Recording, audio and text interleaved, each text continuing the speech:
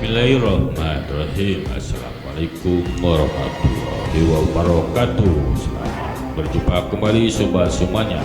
Kali ini saya akan membahas tentang terbebas dari siksa karena selawat. Berselawatlah kepada Nabi Muhammad Shallallahu Alaihi Wasallam dengan artian selawat dari Allah berarti Dia memberi rahmat. Selawat dari para malaikat berarti mereka memohonkan ampunan untuknya, dan selawat dari orang-orang mukmin berarti mereka berdoa supaya diberi rahmat dengan bentuk membaca selawat. Diceritakan bahwa seorang jahid atau mementingkan kehidupan akhirat dan mengurangi kesenangan duniawi bermimpi berjumpa dengan Nabi Shallallahu Alaihi Wasallam. Ia pun segera menghampiri beliau Shallallahu Alaihi Wasallam. Namun beliau pun kelihatan acuh, tiada peduli kepadanya. Maka jahid pun bertanya, "Ya Rasul, marahkah Tuan kepadaku?" Jawab beliau, "Tidak." Lalu, "Tidak kenalkah Tuan kepadaku? Akulah yang bernama si Anu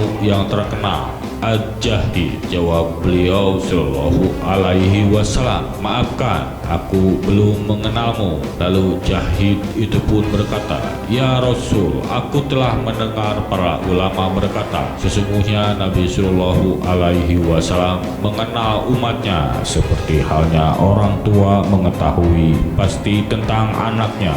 Jawab beliau Shallallahu Alaihi Wasallam, "Benarlah apa yang dikatakan oleh para ulama. Sesungguhnya Nabi Shallallahu Alaihi Wasallam lebih mengenal umatnya daripada kedua orang tua terhadap anaknya." Maksudnya lebih mengenal seseorang dari umatnya yang suka berselawat kepada nabinya sesuai jumlah selawat yang dibaca olehnya dari Jahratul Riyad. Diceritakan juga ada seorang wanita datang mengadu kepada Hasan Basri tentang putrinya yang sudah tiada. Katanya, "Ya Ustaz, aku ingin menjumpai anak putriku yang sudah meninggal dunia lewat mimpi. Untuk itu sudilah kiranya Ustaz memberitahu atau mengajariku cara khusus hingga aku dapat bertemu dengannya dalam mimpiku nanti." Lalu ia pun disuruh berselawat sekian kali oleh Hasan Basri hingga dapat bertemu dengan putri kesayangannya di dalam mimpi. Ternyata anak putrinya berpakaian dari api neraka,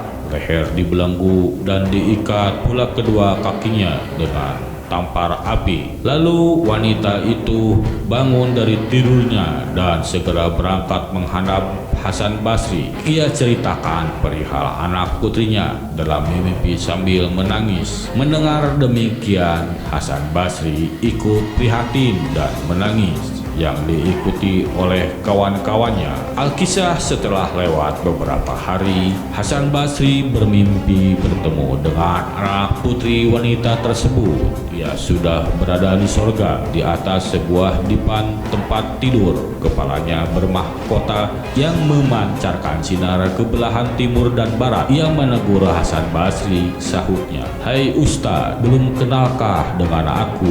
Jawabnya, "Belum."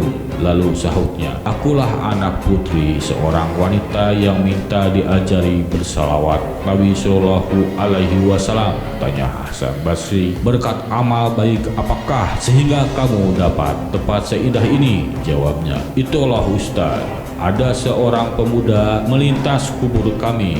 Ia berselawat Nabi 1 kali yang pahalanya dikirimkan kepada kami, dan jumlah penghuni kubur kami ini sebanyak 550 orang yang tengah disiksa. Kemudian terdengarlah seruan, 'Lepaskanlah siksaan mereka itu,' berkat selawat Nabi Shallallahu Alaihi Wasallam yang dibaca oleh seorang pria." Dari Jabdatul Wa'idin, dari Abdurrahman bin Auf radhiyallahu anhu, Nabi Shallallahu Alaihi Wasallam bersabda, "Jibril alaihi salam datang dan berkata, 'Ya Muhammad, tiada seseorang berselawat kepadamu kecuali ia dimintakan ampun oleh para malaikat sejumlah 70.000 malaikat, dan siapa dimintakan ampun oleh sejumlah besar malaikat itu termasuk penghuni surga.'" Hasan Hasan Basri bercerita tentang pertemuannya dengan Abu Isma yang telah tiada bertemu dalam mimpi, dan ketika ditanya oleh Hasan Basri, "Hai Abu Isma, tindakan apakah dari Allah kepadamu?"